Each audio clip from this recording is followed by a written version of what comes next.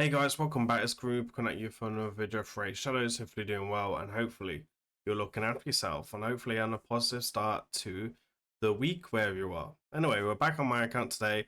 I've been doing some testing with a relic that we can access, pretty achievable through hard faction wars, and I've been testing this relic, and I'm really surprised on how good this relic is. And I guess a lot of people have been saying this relic's gonna be good.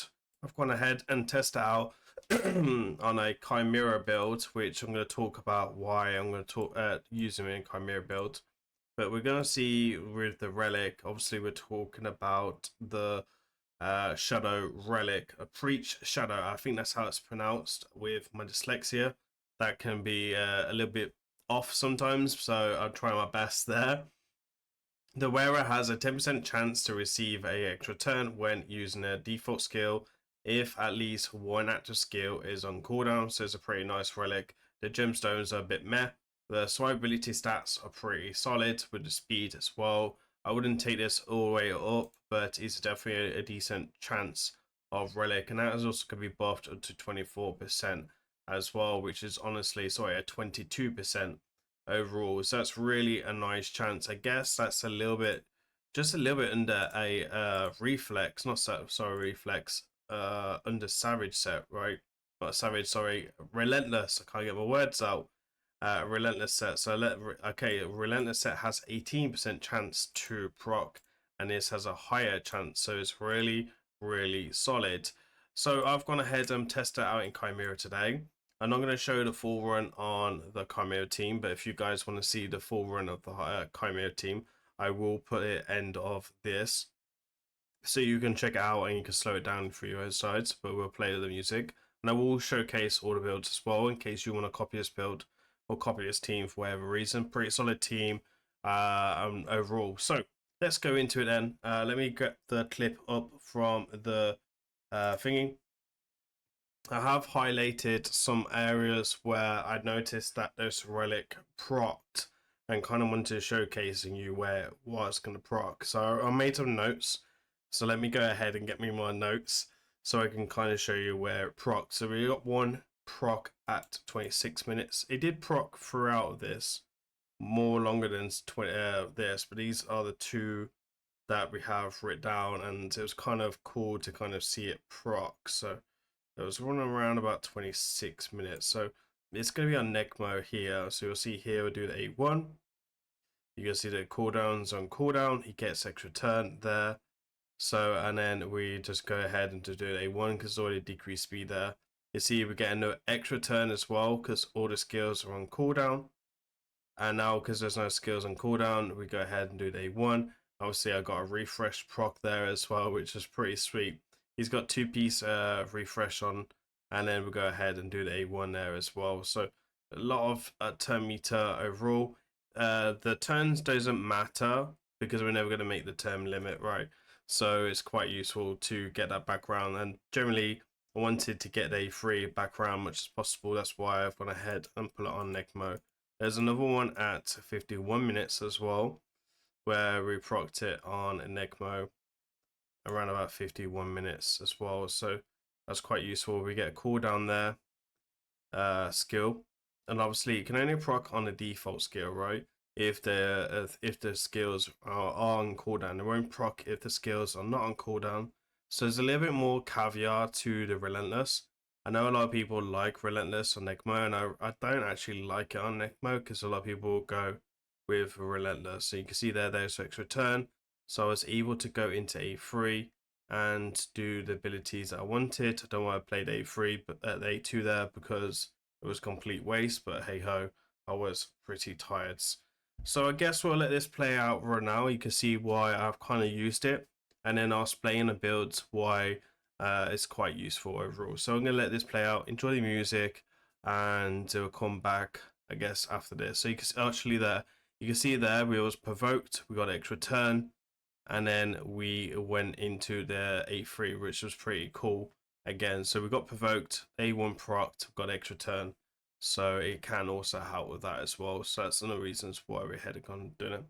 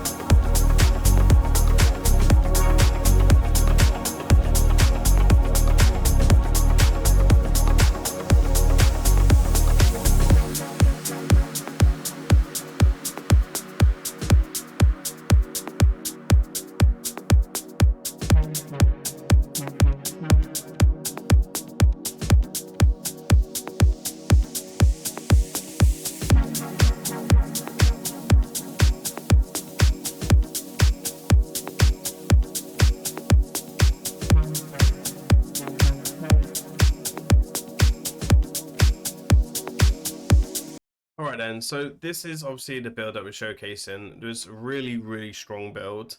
It's a double refresh, double reset set, so we've got the impulse and reflex.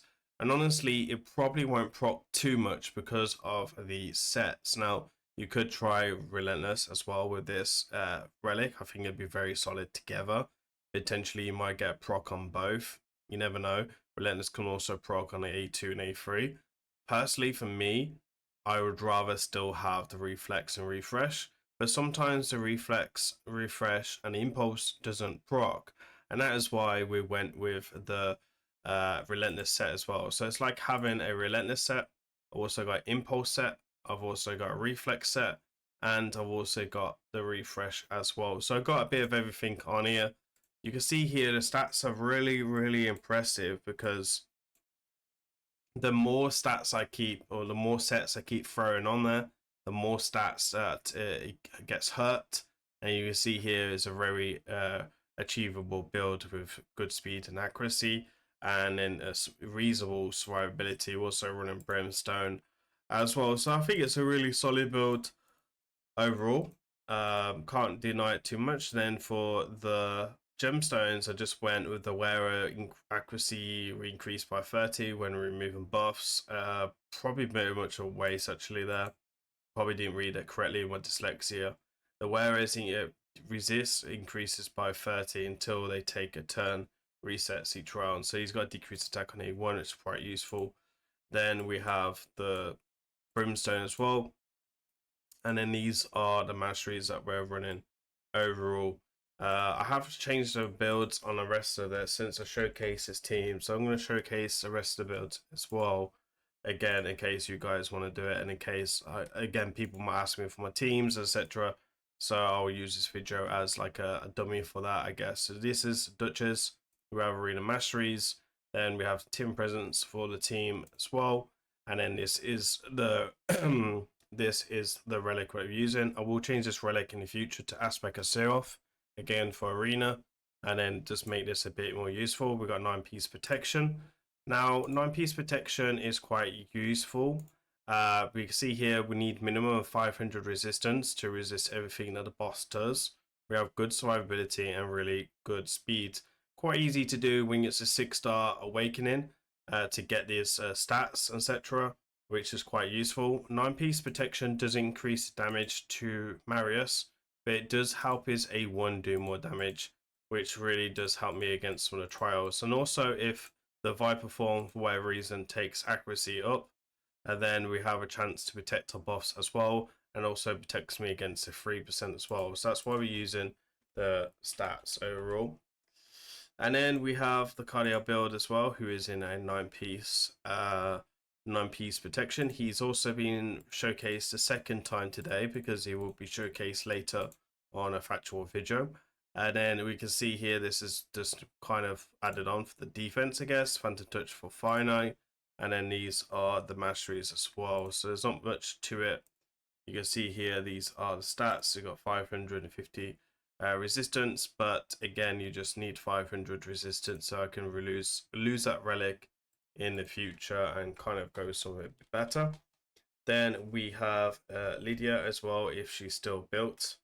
Lydia is also in a 9-piece protection, again to protect her debuffs like the strength and etc. Now she's a +4 fully awakened, so the crit rate and crit damage, which is not required, is just a bonus because obviously I've got so much stats coming through. When there's no point trying to stack up the survivability when I don't need it. You didn't see me die much out there, so again I may as well build other stats. We've got good accuracy, good resistance, really good speed, good defense and speed, HP and a reasonable attack. Then we've got no relic on her. I will probably put a extra turn relic on her at some point because I think it'll be quite good as well once I get a second one available.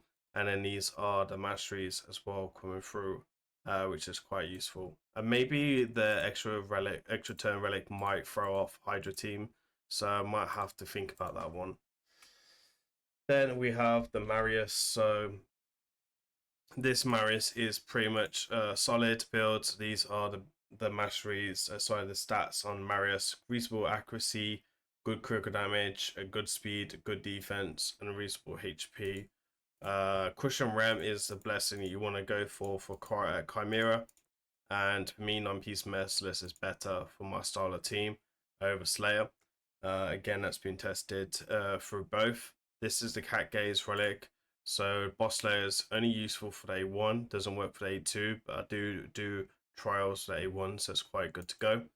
And then really this is a arena gemstone, and then this gemstone is actually quite useful for Chimera if you're attacking the Chimera under 50%, or when I tend to do my runs, I always have this going, so I'll swap out the gemstones in future. Soul Reapers for arena doesn't really do anything for Chimera. You want to go cruelty up until 6-star, and then up to 6-star would be a crushing ramp would be the way to go. And then we have the arena masteries as well. Make sure you take your snipe to try and land your enfeeble for the extra 5%, and then master hex to land the enfeeble for 2 turns as well, which is pretty useful overall. So I guess that's everyone. I feel like I missed someone. Let me just remind myself on who it was. So we had Lydia, we had Duchess, we had Cariel, we had Lydia and Marius. So now I guess that's everyone for the team. I don't want to make sure I miss anyone. If I did, I will post a build in Discord. So the Discord link is down in the description. If I did miss anyone, call me out there, and I'll reply when I can with all the stats, etc. overall. So I guess that's it for the Chimera team. It's pretty useful. This week we did get a little bit less damage than usual. Normally I'm actually around about 7.5 to 7.7, 7.8, 7.9. This week we're about 7.2. You know, it's not great, but it is what it is. I think it's because I landed the trials quite later than I normally I land like 4 to 5 trials on the round form before progressing, but we did it the other way around, so it's kind of one of them ones, and it worked the way it is. Anyway guys, that's it for today. I will be dropping another factual video later, so go ahead, check it out for Sacred Order. And as usual guys, please remember to like, comment, subscribe. I'll be Grim. I'll see you on the next one. Take care. Peace.